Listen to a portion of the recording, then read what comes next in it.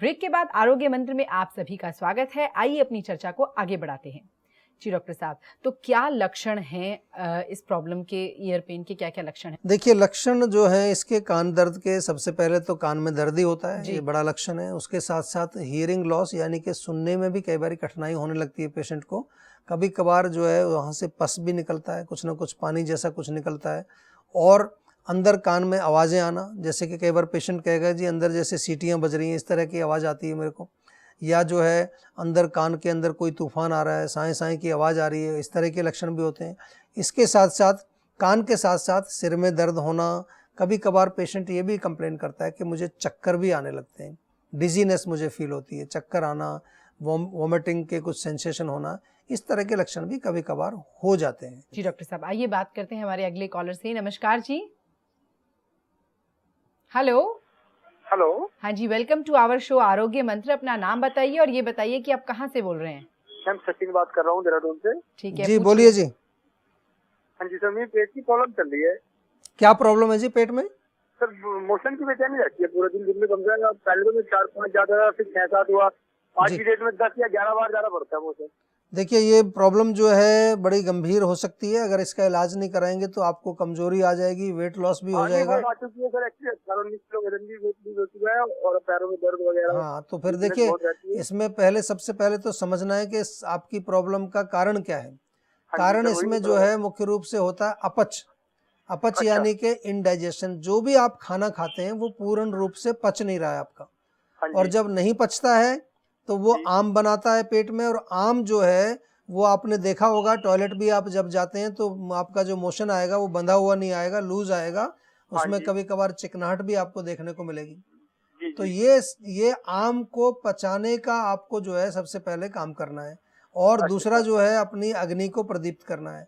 तो एक तो आपको अगर बेल मिल जाए, बेल का जो फल होता है ना, हाँ जी, बेल। हाँ, तो बेल अगर मिल जाए, या बेल अगर, हाँ, बहुत अच्छी है, कोई बात नहीं, अच्छी। देखिए, मैं आपको अभी पूरी बात पहले मेरी सुनो। बेल तो मैंने आपको खाने के लिए बताया, अभी इलाज नहीं बताया मैंने आपको। हाँ जी, हाँ जी, हाँ जी। और आपने कहा कि आपने बहुत खाई है और अच्छा रहता है उससे। आप देहरादून में रहते हैं तो देहरादून में भी जीवा की क्लिनिक है, वहां पर आप डॉक्टर से संपर्क करके जो है आप बातचीत कर सकते हैं। नहीं तो हमारे जो टेलीफोन के माध्यम से भी आप हमारे डॉक्टर से बातचीत करें।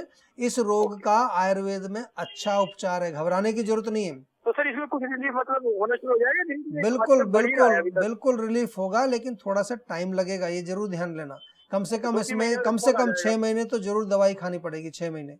ठीक है जी, तो आप बस इतना करिए कि जो जीवा का जो नंबर है, हमारी हेल्पलाइन नंबर जो है, आप उस पर कॉल कीजिए। जीवा के डॉक्टर आपसे पूरा विस्तार में बात करेंगे, जानेंगे आपके रोग का कारण, और जो आपको औषधियां वो भेजेंगे घर पे, उसको आपको नियमित रूप से खाना है, डाइट चार्ट फॉलो करना है, और आप अवश्य ठीक हो जाएंगे। हमें कॉल करने के लिए बहुत बहुत धन्यवाद।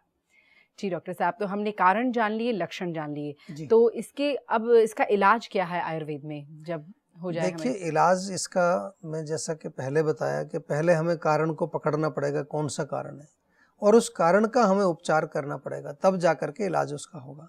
ऐसे जनरल तौर पे हम अगर कहें तो लहसुन होता है सबके घर में। लहसुन में कुछ ऐसे तत्व पाए जाते हैं जो कान के दर्द के लिए बहुत अच्छा काम करते हैं।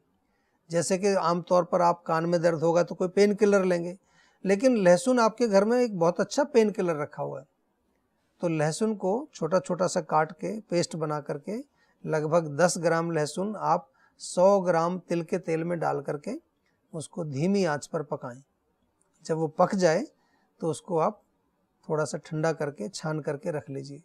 तो उससे आप उस तेल को कान में अगर नियमित रूप से डालें, रोज़ डालने की ज़रूरत नहीं है, आप सप्ताह में 2 या 3 बार उसको कान में डालेंगे तो उससे आपको बहुत रिलीफ होगा और आगे के लिए आपको जो लाभ मिलेगा। ये तो मैंने आपको घरेलू नुस्खा बताया, लेकिन जहाँ तक हम इलाज की बात करते हैं, कोई भी रोग हो तो उस रोग के लिए आयुर्वेद में अच्छी चिकित्साएं हैं। आयुर्वेद एक ऐसा शास्त्र है जिसमें रोगों का बड़ा अच्छा डिस्क्रिप्शन है, रोग क्यों होते हैं, उसका निदान, जिसको कि मूल कारण उसका लिखा गया है।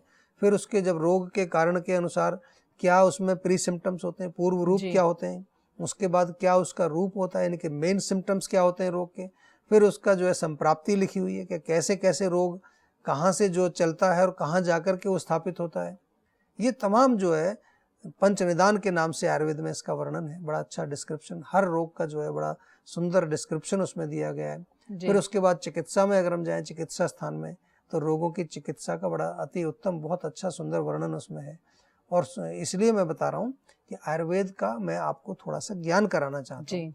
मैं चाहता हूँ कि आयुर्वेद के बारे में आप थोड़े से एजुकेटेड हों, ताकि जब भी आप आयुर्वेदिक चिकित्सा के लिए कहीं जाएं, किसी के पास भी जाएं, तो आपको थोड़ा बहुत मालूम होना चाहिए कि आयुर्वेद क्या सिस्टम है, उसमें क्या होता है, दोष होते हैं, धातु होते हैं, अग्नि होती है, स्रोतस होते हैं, मल होते हैं, उनको हमें बैलेंस करना होता है, सब चीज़ को ठीक करना होता है, ताकि आपको थोड़ा सा ज्ञान होना चाहिए। जी डॉक्टर साहब ने वाकई में आयुर्वेद अपने आप में बहुत ही गहरा वेद है, और ये आप ही ने हम सबको समझाया है, इसको बहुत ही सिंपल भाषा में, सरल भाषा में आप ही ने हम सबको समझाया है।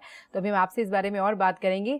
दोस्तों, आप कहीं मत जाइएगा, हम आपसे मिलेंगे इस छोटे से ब्रेक के बाद।